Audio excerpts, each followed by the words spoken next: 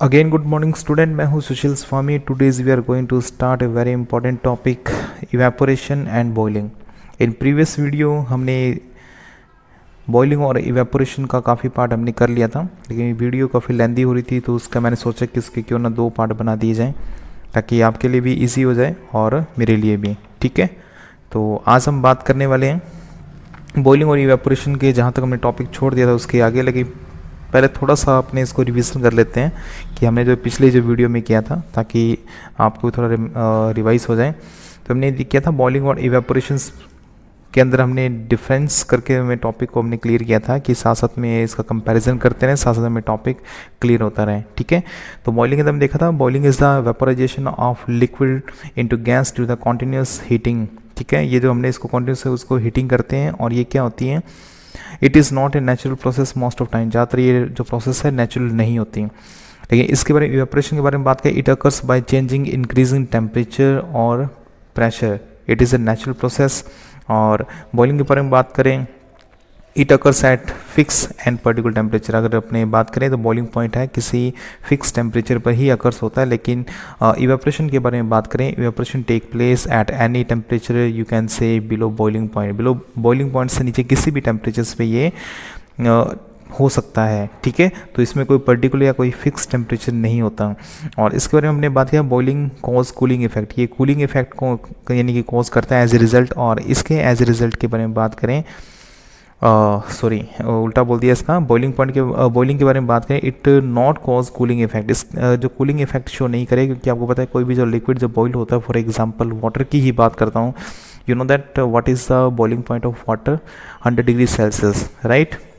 100 degree Celsius पर जब water गर्म होता है तो उसका टेम्परेचर काफ़ी ज़्यादा होता है, 100 डिग्री सेल्सियस में कम नहीं होता। तो आप क्या ये एक्सपेक्ट कर सकते हैं कि इसकी वजह से उस वक्त कूलिंग होगी? नहीं होगी। लेकिन अगर इवेपोरेशन के बारे में अपने बात करें तो evaporation cause cooling. Okay, it is bulk phenomena, ये बल्क फिनोमिना है, और इट इज़ सरफेस फिनोमिना। तो इसके बारे में हम आज जो बात करने वाले हैं, तो यहाँ से हम स्टार्ट कर लेते हैं। तो ये जो टॉपिक जो मैंने अभी आपको बताया, यहाँ से जो मैंने जो छोड़ा था, तो ये बल्क फिनोमिना मैंने यहाँ पे इसको लिख देते हैं। तो स्टूडेंट हमने यहाँ पे बात कर रहे थे it is not a bulk phenomena. ठीक है, इवेपोरेशन बल्क फिनोमिना नहीं है, और बॉइलिंग क्या है, बल्क फिनोमिना है। तो यहाँ पे अपने बात है इट इज़ बल्क फिनोमिना या phenomenon. Okay, and in evaporation you see it is a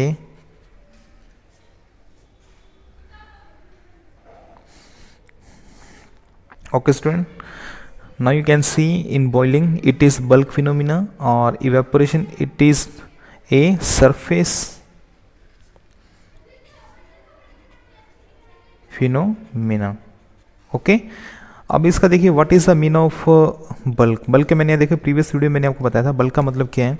जैसे बॉइलिंग के बारे में अपने बात करें, जैसे बॉइलिंग, ये यहाँ पे हमने एक कंटेनर लिया हुआ है।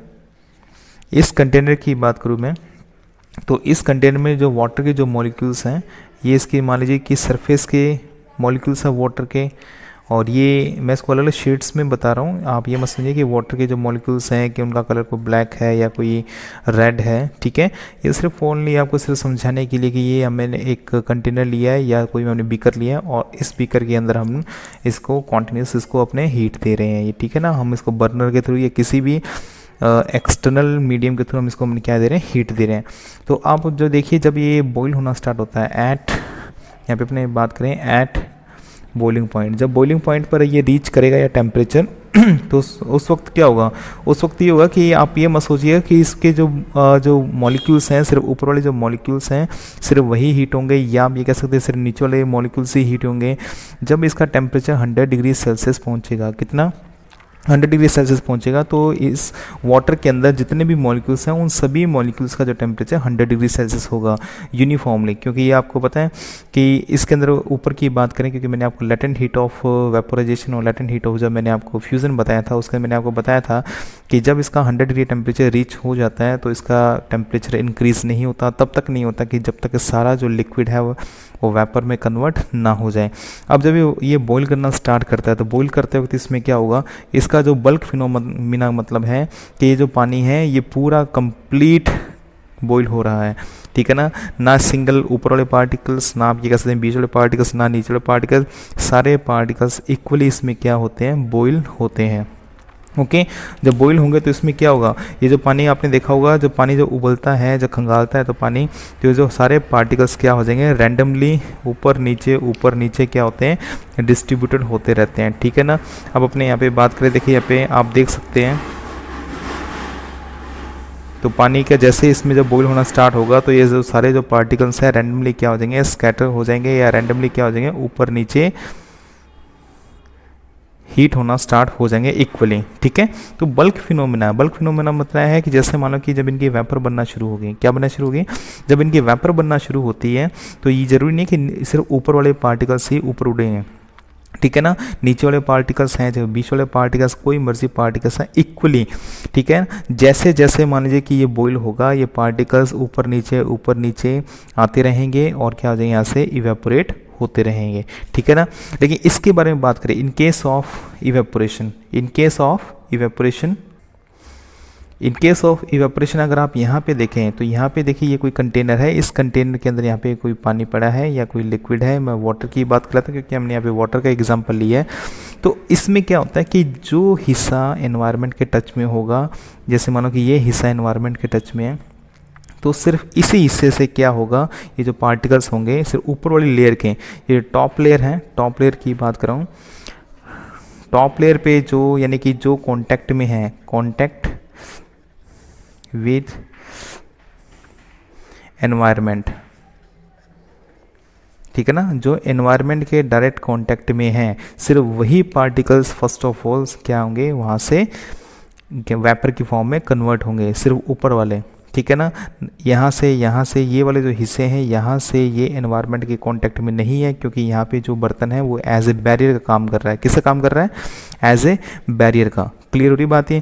तो यहाँ पे देखिए ये सिर्फ क्या है, ये सिर्फ सरफेस फिनोमिना है, सरफेस पे होने वाली एक इवेंट है, जबकि ये जो इवेंट है या ये जो एक घटना यहाँ पे टेक प्लेस हो रही है या यहाँ पे घट रही है, तो वो क्या हो रही है, कंप्लीटली इस पूरी बॉडी के अंदर, या उसको कह सकते हो होल बॉडी।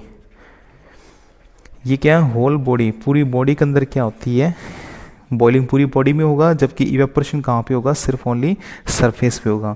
आई थिंक आपको ये क्लियर हो चुका है स्टूडेंट, यस और नो? ठीक है स्टूडेंट, एक्चुअली इसमें होता है क्या है, अगर अपने यहाँ पे बात करें तो जैसे ये मैंने यहाँ पे इसको कंटेनर इसको अपने बड़ा करके इसको एनलार्ज करके मैं आपको बता रहा हूँ।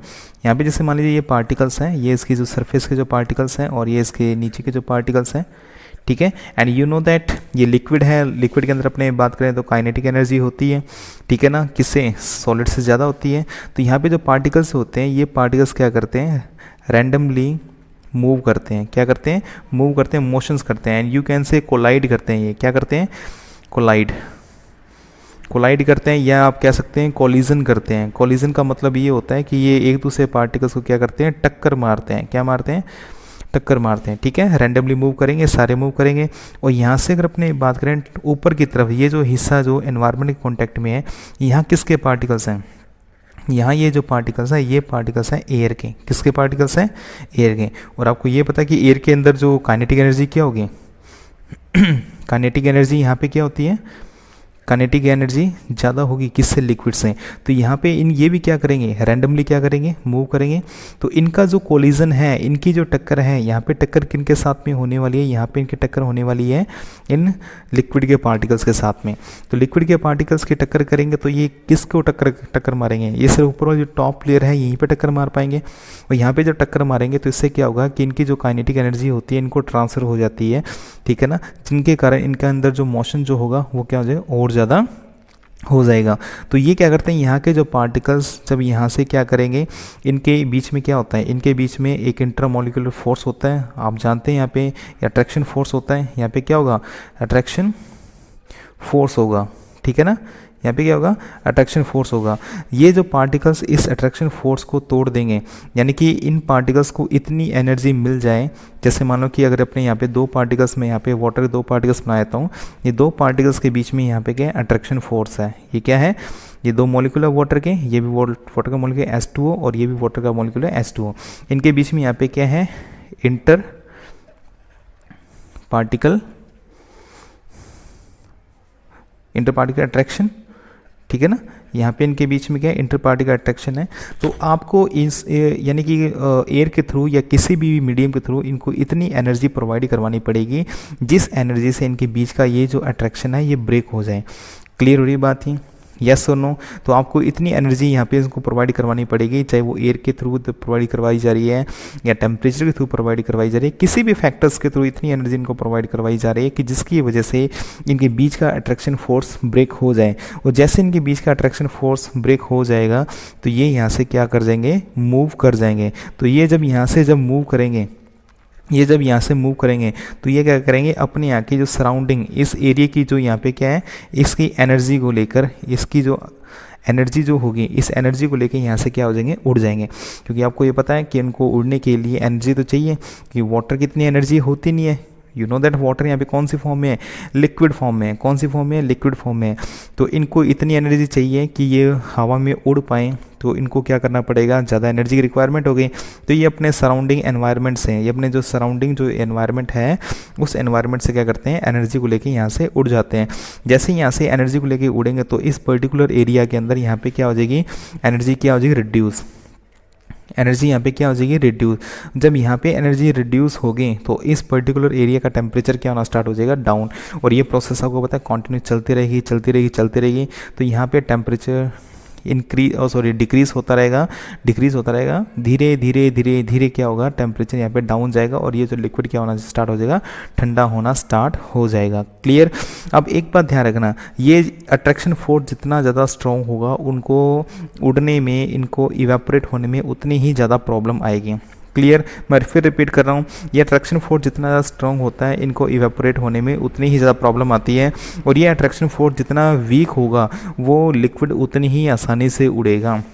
एग्जाम्पल मैं यहाँ पे वाटर का ले रहा हूँ। अगर यहाँ पे अब दो मॉलिक्यूल्स अगर यहाँ पे अपने पेट्रोल के ले लें, ये यहाँ पे अपने क्या ले लिया, पेट्रोल के जो पार्टिकल्स हैं, पेट्रोल के पार्टिकल्स के बीच में अट्रैक्शन फोर्स क्या होता है, कंपैरेटिवली वाटर से क्या होता है, काफ़ी वीक होता है।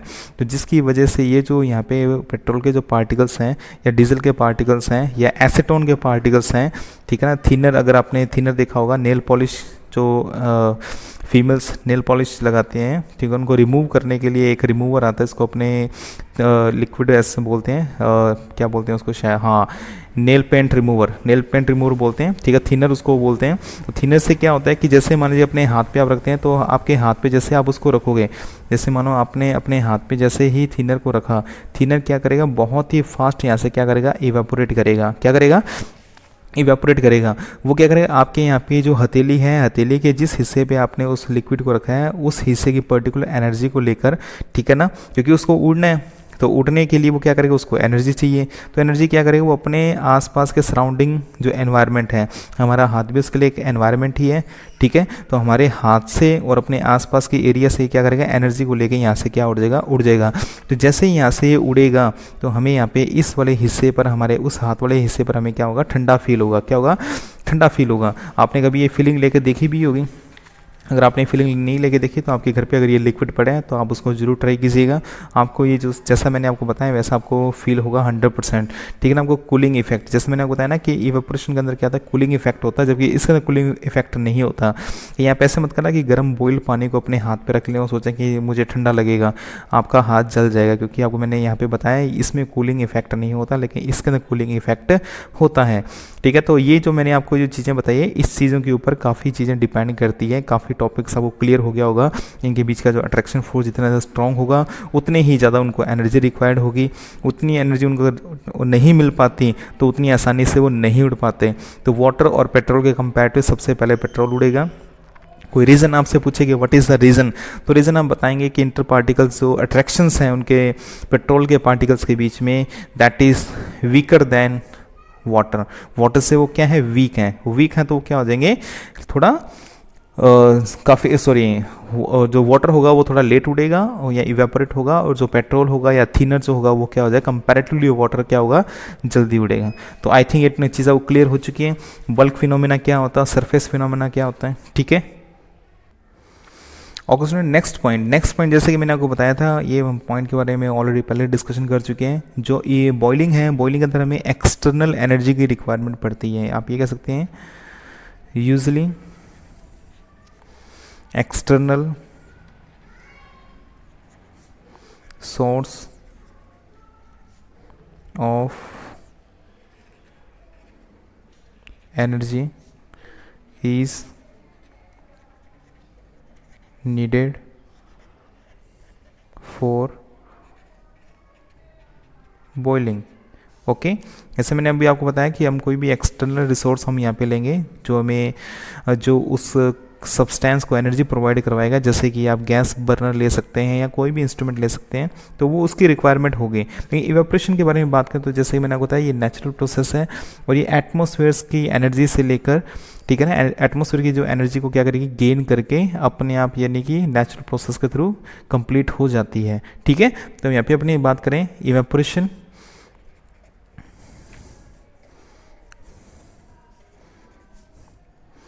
is completed, या you can say take place by atmosphere and you can say surrounding energy, अपनी सराउंडिंग एनर्जी क्या लेके ये इवेपोरेट हो जाएगा। ठीक है, क्लियर हो रही बात ही। और नेक्स्ट आप एक चीज़ उसमें और आप देख सकते हैं, ये भी आप पॉइंट इसमें कंसिडर कर सकते हैं। वैसे आपने ये पॉइंट अपनी डेली लाइफ में इसको देखा भी होगा, तो मैं इसको अपने इस पॉइंट्स में इसको शामिल कर लेता हूँ मैं। We can see the process of boiling, we can सी,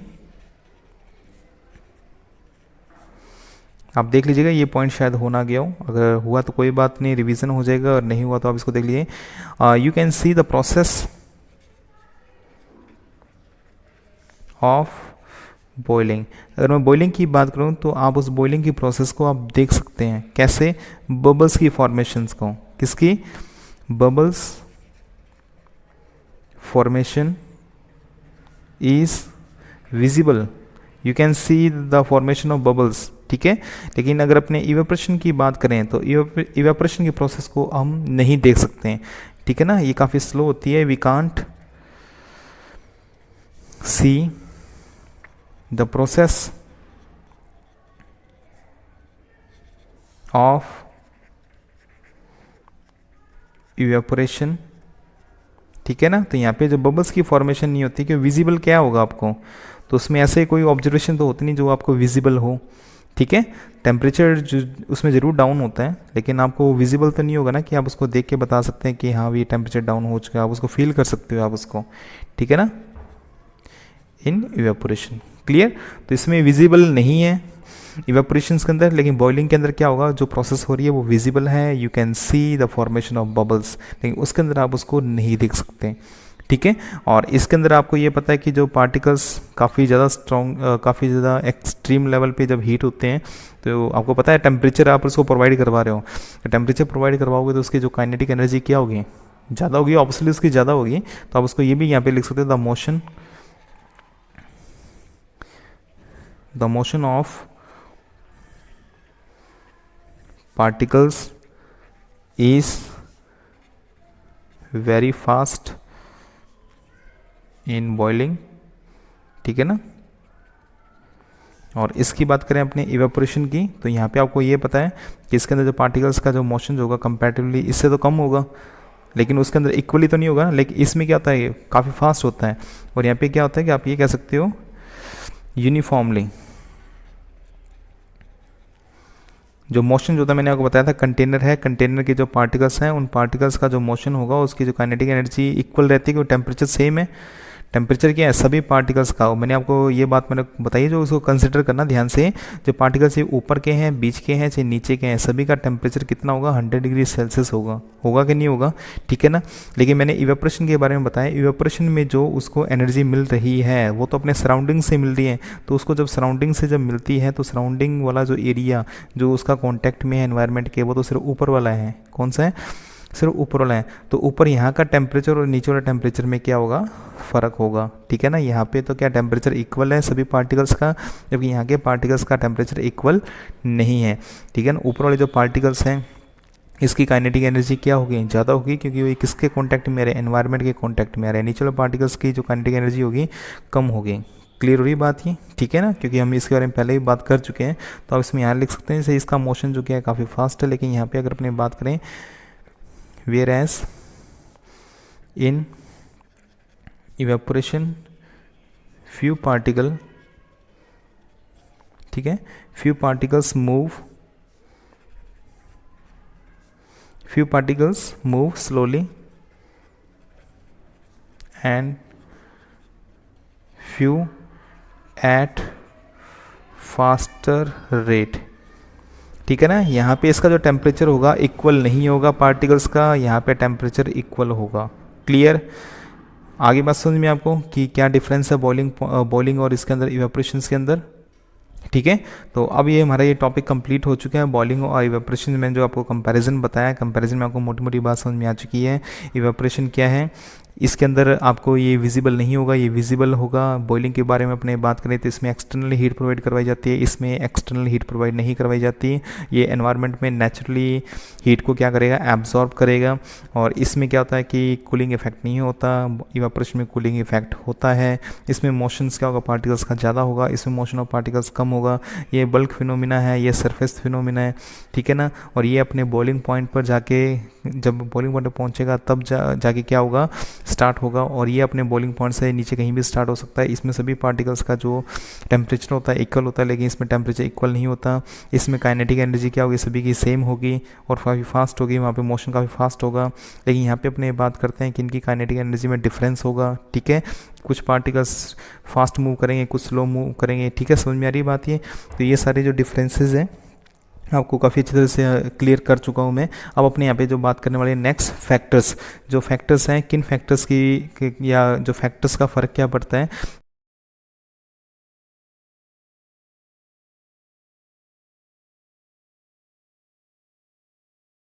कौन से फैक्टर्स हैं, factors affected the rate of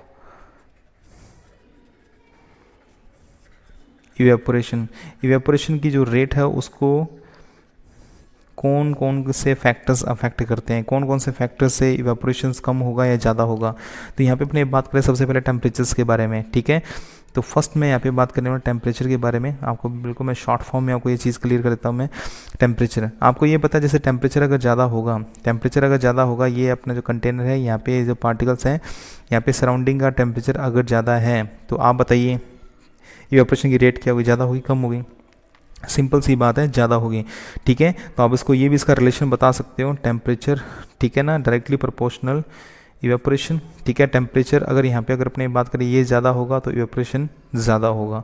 clear, इसका एग्जांपल लेते हैं सिंपल सा। यू नो दैट, अगर मैं यहाँ पे बात करता हूँ मैं कि जैसे मैं ऐसे एग्जांपल ले रहा हूँ जो डे टू डे लाइफ के अंदर हम इसको यूज़ करते हैं।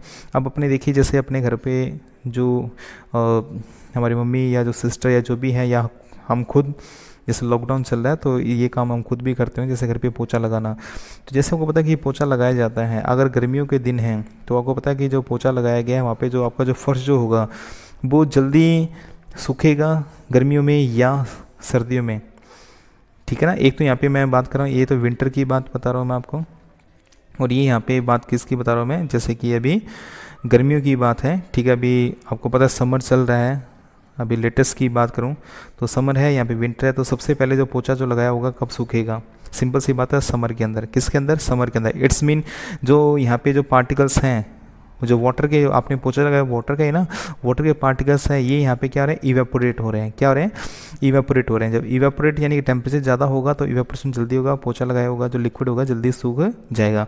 एक बात और नोटिस करना, जैसे मैंने आपको बताया कि इवेपोरेशन कूलिंग इफेक्ट कोज करेगा। कूलिंग इफेक्ट कैसे, आप जो पोछा लगाने से पहले फर्श को चेक कीजिएगा टच करके, उसका टेम्परेचर आपको लगभग पता लग जाएगा। और पोछा लगाने के बाद में उसको चेक करना, आप फील करेंगे कि पोछा लगाने के बाद में आपका जो फर्श है इट गेटिंग कूल, वो पहले से ठंडा हो चुका है। क्लियर। बात समझ में आ चुकी है। तो दूसरे फैक्टर्स के बारे में अपने बात करते हैं, ठीक है। तो यहाँ पे इवेपोरेशन की आप कपड़े की बात भी कर सकते हैं। गर्मियों के अंदर आपने जो कपड़े सुखाए हुए हैं, ठीक है ना, ये आपने कपड़े सुखाए हुए हैं, ठीक है, ये आपने कपड़े सुखाए हुए हैं गर्मियों के अंदर। और एक सर्दियों के अंदर जल्दी किस में सूखते हैं, गर्मियों के अंदर, ठीक है। सिंपल सी बात है, टेम्परेचर ज़्यादा है। यहाँ भी आप इसमें कूलिंग फैक्ट दे सकते हैं। कपड़े सुखाने से पहले आप उसका टेम्परेचर, यानी कि पानी के अंदर वेट है, आप उसका टेम्परेचर चेक कर लीजिए। आप उसको टच करोगे, उसका टेम्परेचर आपको पता लग जाएगा। अब आप क्या करिए, उसको सुखाने के बाद में कुछ देर 5-10 मिनट बाद में, 15 मिनट बाद में उसको चेक करना, हाथ लगा के टच करके। यू कैन फील टेम्परेचर क्या हो चुका है, रिड्यूस हो चुका है, टेम्परेचर यानी उसका डाउन जा चुका है। क्लियर। दूसरी हम बात यहाँ पे करते हैं, ठीक है, wind, speed of wind, speed of wind, speed of wind के बारे में बात करें तो यू नो दैट स्पीड अगर ज़्यादा होगी, स्पीड अगर ज़्यादा होगी तो आप इसी का एग्जांपल ले सकते हैं, जैसे मैंने भी आपको एग्जांपल लिया, इसी का पोचर लगाया हुआ है। अगर आपने जैसे देखो फैन चला दें, क्या चला दें, फैन चला, अगर अपने फ़ैन चला दें तो फ़ैन चला दें तो यहाँ पे जो लिक्विड क्या होगा, जल्दी सूखेगा या नहीं। तो आपको पता कि यहाँ पे अगर फ़ैन चला दिया है तो फ़ैन चलाने से यहाँ पे क्या होगा कि जो काइनेटिक एनर्जी जो होगी, ठीक है ना, यानी कि यहाँ पे जो फ़ैन की वजह से जो एयर की स्पीड बढ़ चुकी है तो उसकी वजह से क्या होगा कि यहाँ के जो वाटर के जो पार्टिकल्स हैं उसको काइनेटिक एनर्जी क्या मिल रही है, ज़्यादा मिल रही है, ठीक है ना, उनकी काइनेटिक एनर्जी इंक्रीज़ हो रही है, ठीक है। यहाँ के जो पार्टिकल्स हैं, एयर के जो पार्टिकल्स होंगे, इसके पार्टिकल के साथ में यहाँ पे क्या करेंगे, कोलिजन करेंगे, क्या करेंगे, कोलिजन करेंगे। और उनकी जो कोलिजन करने की जो स्पीड जो होगी वो काफ़ी ज़्यादा होगी। कोलिजन मतलब टक्कर, ठीक है ना, उनकी टक्कर क्या होगी, काफ़ी ज़्यादा होगी। और जितनी ज़्यादा टक्कर जो होगी वो क्या करेंगे, अपनी एनर्जी को, यहाँ के जो एयर के जो पार्टिकल्स हैं अपनी एनर्जी को किसको ट्रांसफ़र कर रहे हैं, यहाँ पे वाटर के मॉलिक्यूल्स को ट्रांसफ़र कर रहे हैं, जिससे जो वाटर के जो पार्टिकल्स का जो मोशन जो है उनकी काइनेटिक एनर्जी क्या हो जाएगी, इंक्रीज़ हो जाएगी। इंक्रीज़ होगी तो आपको पता है, सिंपल सी बात है कि वो ज़्यादा क्या करेंगे, फास्ट इवेपोरेट, ठीक है। तो ये यहाँ पे फास्ट मूव करेंगे। इसी कारण कपड़ों की बात भी करें तो कपड़े भी क्या होते हैं कि अगर हवा चल रही होती है कपड़े जल्दी सूखते हैं, ठीक है। जल्दी कैसे सूखेंगे, अगर आपने ये पता है कि ये आपने कपड़े सुखाए हुए हैं, ठीक है ना, तो ये कपड़े सुखाए हैं तो कपड़े यहाँ पे जब एयर जब ब्लो करेगी, एयर जब फ्लो करेगी तो एयर के फ्लो करने से यहाँ पे क्या होगा, एयर के जो पार्टिकल्स हैं वो यहाँ पे कपड़े के अंदर जो वाटर के जो पार्टिकल्स हैं इनके साथ में कोलिजन करेंगे, इनके साथ में टकराएंगे, टकराने से अपनी एनर्जी को उसमें ट्रांसफ़र करेंगे। ट्रांसफ़र करने से क्या होगा कि ये जो वाटर के जो मॉलिक्यूल्स होंगे अपने सराउंडिंग यहाँ से एनर्जी को लेके ये वेपर में कन्वर्ट हो जाएंगे और जिसकी वजह से कपड़ा ठंडा भी हो जाएगा, ठीक है। तो सेकंड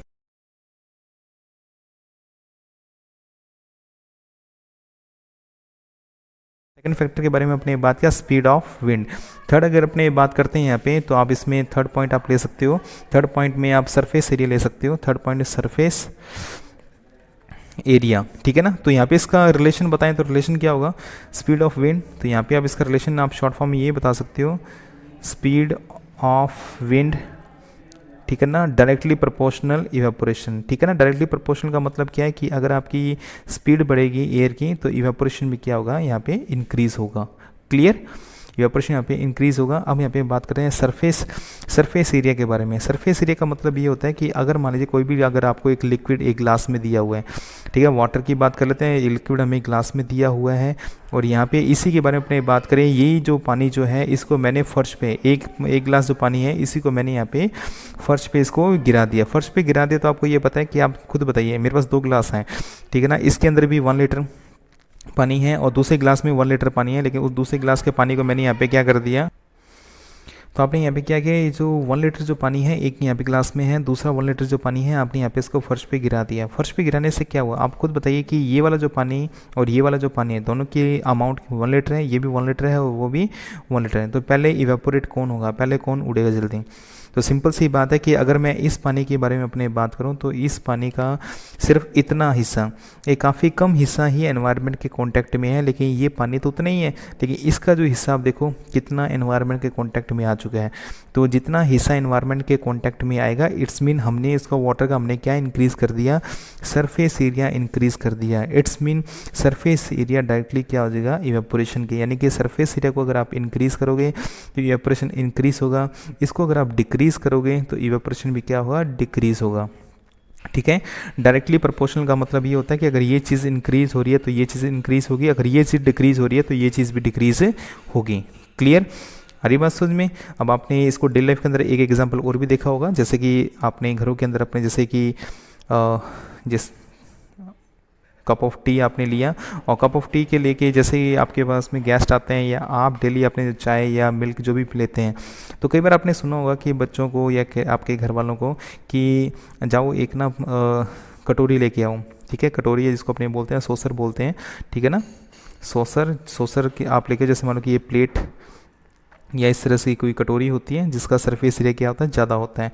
तो इसका मतलब क्या होता है, इसका मतलब ये होता है कि यानी कि चाय काफ़ी ज़्यादा गर्म है और कप के अंदर चाय काफ़ी लेट ठंडी होगी, जबकि अगर इसी चाय को अगर अपने सॉसर में डाल दिया जाए तो वो चाय कंपैरेटिवली कप से जल्दी ठंडी हो जाएगी।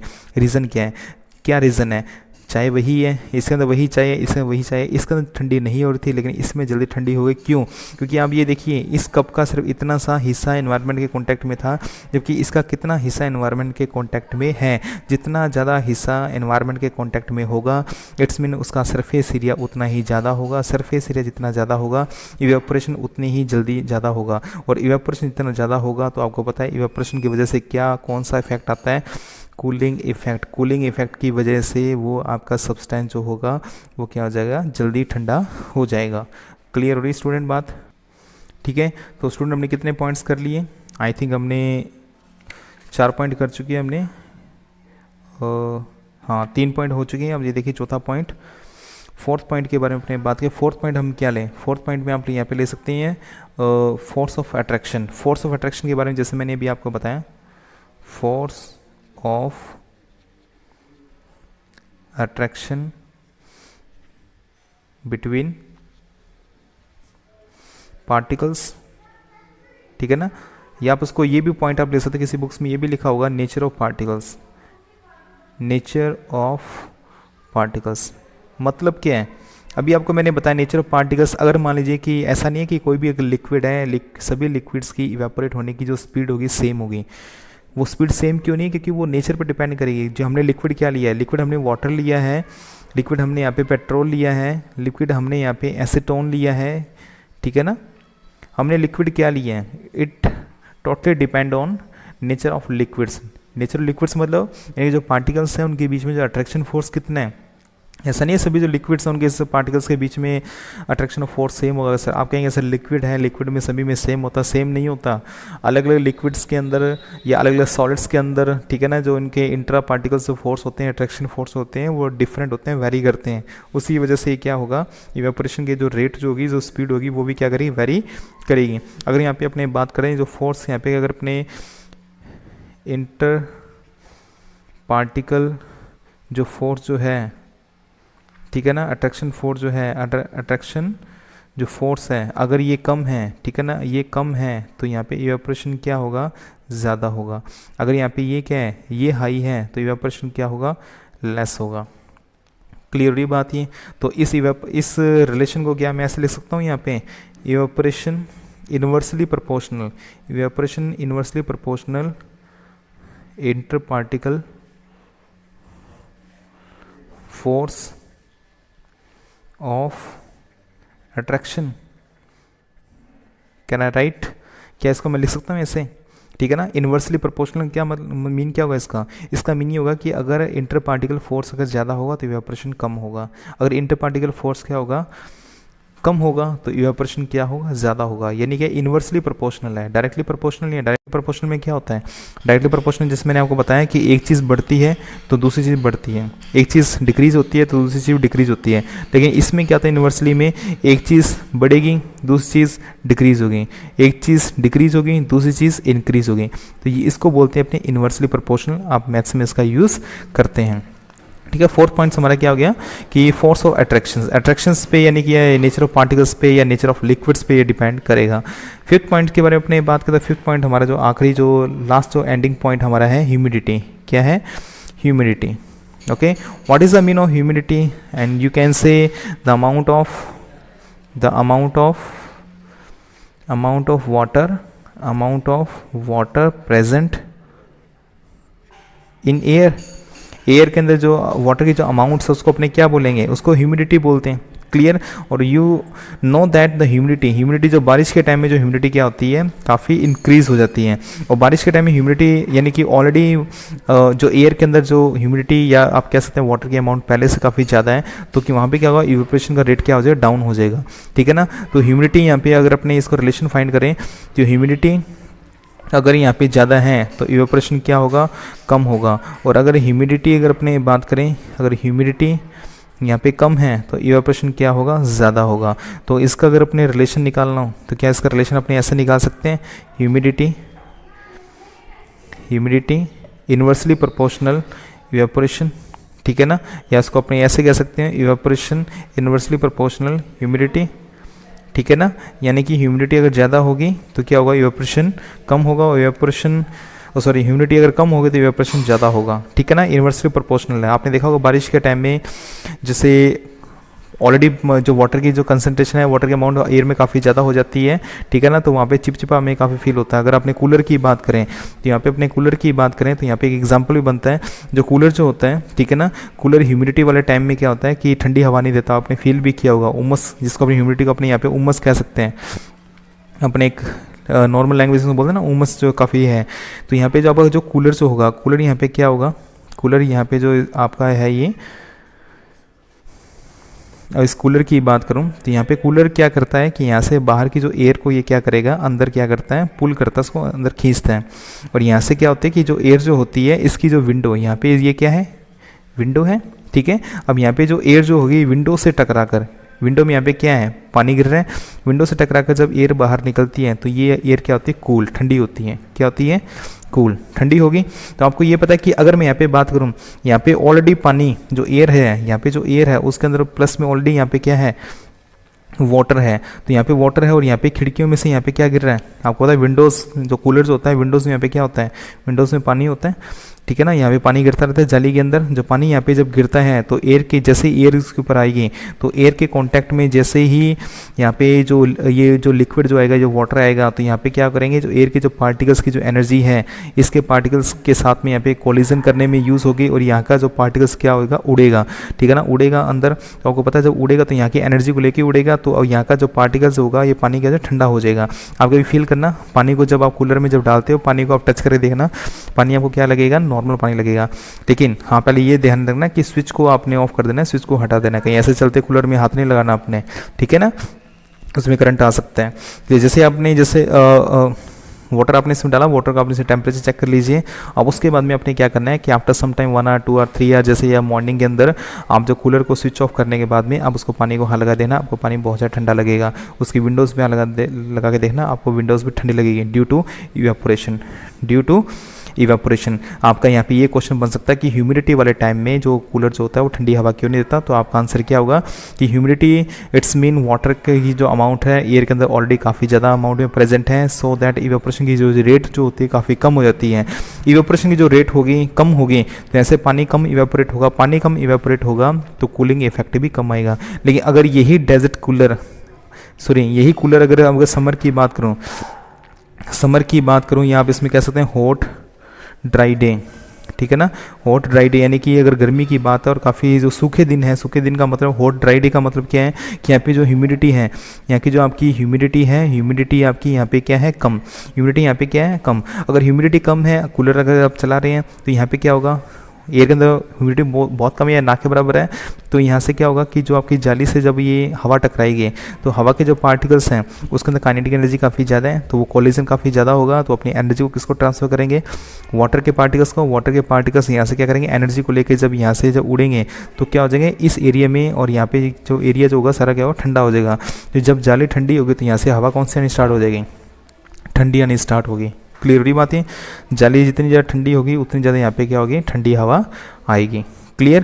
तो यहाँ पे आपको ये बात समझ में आ चाहिए, हॉट ड्राई डे के अंदर जो कूलर होगा ठंडी हवा क्यों देता है और ह्यूमिडिटी वाले डे में ये हवा क्यों नहीं देता।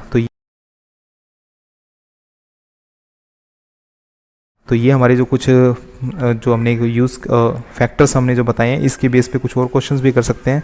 मैं फटाफट आपको बताया था, वीडियो तो कुछ लंबी हो रही है। ठीक है ना, यहाँ पे एक क्वेश्चन आपका बनेगा कॉटन क्लॉथ्स के बारे में। कॉटन क्लॉथ्स तो ये पूछा जाता है कि जैसे कि why we prefer cotton cloth in summer, summer के अंदर हम कॉटन क्लॉथ का इस्तेमाल क्यों करते हैं? तो आप यहाँ पे कह सकते हैं कि जो कॉटन क्लॉथ होते हैं एब्जॉर्ब मोर स्वेट। आपको ये पता है कि गर्मियों के दिनों के अंदर हम ये प्रेफर करते हैं कॉटन के कपड़े पहने जाएं, ठीक है, कॉटन के जो सूट हैं, कॉटन की टी शर्ट है, ठीक है, जो भी चीज़ें हैं कॉटन की हम इसको प्रेफरेंस देते हैं गर्मियों में। वाई? बिकॉज सिल्की कपड़ा नहीं पहनते, सिल्की कपड़ा तो गर्मियों में आपको पता देखने का दिल भी नहीं करता। क्यों? क्योंकि सिल्की जो कपड़ा जो होता है वो सिंथेटिक जो कपड़ा होता है वो स्वेट को एब्जॉर्ब नहीं करता। सर्दियों में उसको पहन सकते हैं, क्यों? सर्दियों में स्वेट तो आता नहीं है, ठंडा होता है मौसम। लेकिन यहाँ पे ये क्या करता है कि आपको ये पता है कि गर्मियों के अंदर हमें स्वेट बहुत ज़्यादा आता है, ठीक है ना, स्वेट बहुत ज़्यादा आता है। स्वेट अगर ज़्यादा आएगा, अगर ये हमारा हमने जो भी कपड़ा पहना हुआ है अगर वो कपड़ा स्वेट को एब्जॉर्ब नहीं करेगा तो सूखेगा नहीं स्वेट, वो हमारी बॉडी के अंदर ही रहेगा, इरिटेशंस फील होगी। तो जो कॉटन कपड़े पहनते हैं ना, कॉटन क्या करता है स्वेट को बहुत ज़्यादा अमाउंट के अंदर क्या करेगा, एब्जॉर्ब करेगा, ठीक है ना। जैसे मानो कि ये कोई पर्सन है, ठीक है ना, पेंटिंग बना देता हूँ अच्छी सी, ठीक है, ये कोई पर्सन है, इसने अपने क्या करें कपड़े पहन रखे हैं, तो जैसे ही इसने कोई शर्ट पहन रखी है, गर्मी का टाइम है, तो यहाँ से क्या होगा, तो जब इसकी जो शर्ट होगी एनवायरनमेंट जब ज़्यादा स्वेट को एब्जॉर्ब कर लेगी अपनी बॉडी से, तो एनवायरनमेंट के कांटेक्ट में आएगी। तो एनवायरनमेंट कांटेक्ट में आने से क्या होगा, एनवायरनमेंट कांटेक्ट में आने क्या होगा, यहाँ के जो अपने सराउंडिंग, ये शर्ट क्या करेगी, अपने जो सराउंडिंग का जो एरिया है इस एरिया से एनर्जी को लेकर क्या हो जाएगी, इसके जो पार्टिकल्स क्या हो जाएंगे, यहाँ से इवेपोरेट हो जाएंगे, क्या हो जाएंगे, इवेपोरेट हो जाएंगे। जैसे यहाँ से इवेपोरेट होंगे तो यहाँ से क्या होगा, हमारी बॉडी को ठंडा फील होना स्टार्ट हो जाएगा, क्योंकि हमारी बॉडी जैसे एयर के कॉन्टैक्ट में जाती है तो जैसे हवा चलती है तो हवा के अंदर इवेपोरेशन का रेट बढ़ जाता है, और अगर हमें स्वेट आया हुआ है तो हमें कूलिंग फील होती है। क्या फील होती है? कूलिंग फील होती है। आपने नोटिस किया होगा ये चीज़ तो सभी ने फील की हुई है, इधर से कोई बात नहीं जैसे हमने फील ना की हुई हो। क्लियर? तो आपको पता लगे कॉटन के कपड़े हम क्यों पहने। कॉटन कपड़ा ज़्यादा स्वेट एब्जॉर्ब करेगा, और जितना ज़्यादा स्वेट एब्जॉर्ब करेगा उतना ही ज़्यादा इवेपोरेशन होगा, जितना ज़्यादा इवेपोरेशन होगा उतना ही ज़्यादा कूलिंग इफेक्ट आएगा, ठीक है ना। ये हमारी जो एक नेचुरल प्रोसेस है हमारी बॉडी की, हमारी बॉडी के अंदर क्या आता है, स्वेट क्यों आता है, थर्मोस्टेट, यानी कि आप ये कह सकते हो कि हमारी बॉडी का टेम्परेचर मेंटेन करने के लिए, टेम्परेचर मेंटेन करने के लिए, ठीक है ना। ये हमारी जो बॉडी की नेचुरल प्रोसेस है, जब हमें गर्मी लगती है तो हमारी बॉडी स्वेट रिलीज करती है, किस लिए, ताकि स्वेट एयर के कांटेक्ट में आएगा तो हमारी बॉडी क्या होती है, इवेपोरेशंस की वजह से ठंडी होनी स्टार्ट हो जाती है, टेम्परेचर डाउन होना स्टार्ट हो जाता है। क्लियर? अब एक क्वेश्चन आपका और आता है इसमें, अर्थन पोर्ट के बारे में अपने बात करें। जो अर्थन पोर्ट जो है, ये जो ठंडा पानी कैसे होता है इसमें, इसमें ठंडा पानी क्यों होगा, तो आपको ये पता है गर्मियों के अंदर आपको पता है कि हम आपने काफ़ी बार देखा होगा, अब तो घरों के अंदर क्या वाटर कूलर्स वगैरह अपने यूज़ करने लगे, लेकिन देखिए मटके का जो पानी होता है वो मटके का ही होता है, इंग्लिश में इसको अर्थन पोर्ट बोलते हैं, और ये हमारी हेल्थ के लिए काफ़ी अच्छा भी होता है कंपैरेटिवली जो ठंडा पानी है, जो फ्रिज का, जो रेफ्रिजरेटर का जो पानी है, ठीक है ना, ये हमें इसको प्रेफर करना चाहिए, ये पीना चाहिए। अगर इसकी बात करूँ तो इसके अंदर पानी ठंडा कैसे होता है, नेचुरल प्रोसेस है, हमने इसके अंदर कोई आइस नहीं डाली, कुछ नहीं डाला, लेकिन आपको पता है कि जो अर्थन पोर्ट होता है, मटका होता है, इसके अंदर क्या होता है, छोटे छोटे पोर्स होते हैं, ठीक है ना, इसके अंदर क्या होते हैं, इसके यहाँ पे पोर्स होते हैं, तो पोर्स की वजह से क्या होता है, यहाँ के इसका जो पानी क्या होगा, थोड़ा थोड़ा बाहर आना स्टार्ट होता है, काफ़ी टाइनी पोर्स होते हैं, क्या होता है, टाइनी पोर्स। अब पोर्स अगर टाइनी है तो यहाँ से क्या होगा, जब पानी जब बाहर आएगा तो ये जो मटका जो होगा बाहर से क्या हो जाएगा, वेट हो जाएगा, क्या हो जाएगा, वेट, थोड़ा सा गीला हो जाएगा, और गीला होगा तो आपको पता है कि यहाँ पे जो सराउंडिंग एनवायरनमेंट जो है, सराउंडिंग एनवायरनमेंट के कांटेक्ट में जब ये आता है तो यहाँ से क्या होगा, इवेपोरेशन, क्या होगा, इवेपोरेशन, इवेपोरेशन होगा, तो यहाँ के जो पार्टिकल्स होंगे अपने आगे जो सराउंडिंग इस हिस्से से एनर्जी को लेकर जब उड़ेंगे तो यहाँ की एनर्जी क्या हो जाएगी, कम हो जाएगी, और कम होने से यहाँ पे क्या होगा, इसकी सरफेस ठंडी होगी, सरफेस ठंडी होने की वजह से इसके अंदर जो पानी है वो धीरे धीरे क्या होना स्टार्ट हो जाएगा, ठंडा होना स्टार्ट हो जाएगा। लेकिन आपने देखा है कि ये जो अर्थन पोर्ट होते हैं हम हर सीजन में चेंज करते हैं, क्यों करते हैं, क्योंकि एक सीजन में जैसा होता है पानी हम इसमें भरते हैं तो पानी के साथ में कुछ डस्ट पार्टिकल्स भी होते हैं, क्या होते हैं, डस्ट पार्टिकल। तो ये डस्ट पार्टिकल्स क्या करते हैं, इसके जो अंदर के जो पोर्स हैं, टाइनी जो छेद है, उस पोर्स को क्या करते हैं, धीरे धीरे धीरे धीरे क्लोज करते रहते हैं, उसको बंद कर देते हैं। तो जैसे से ये जो पोर्स बंद हो जाएंगे तो अंदर वाला पानी थोड़ा थोड़ा ड्रॉप्स के फॉर्म में बाहर नहीं आ पाएगा, और थोड़ा थोड़ा ड्रॉप्स के फॉर्म में बाहर नहीं आएगा तो उसकी जो सरफेस होगी वो वेट नहीं होगी। अगर ये सरफेस इसकी वेट नहीं होगी, इवेपोरेशन नहीं होगा, इवेपोरेशन नहीं होगा तो इसकी सरफेस ठंडी नहीं होगी, और ठंडी नहीं होगी तो ये पानी ठंडा नहीं रहेगा।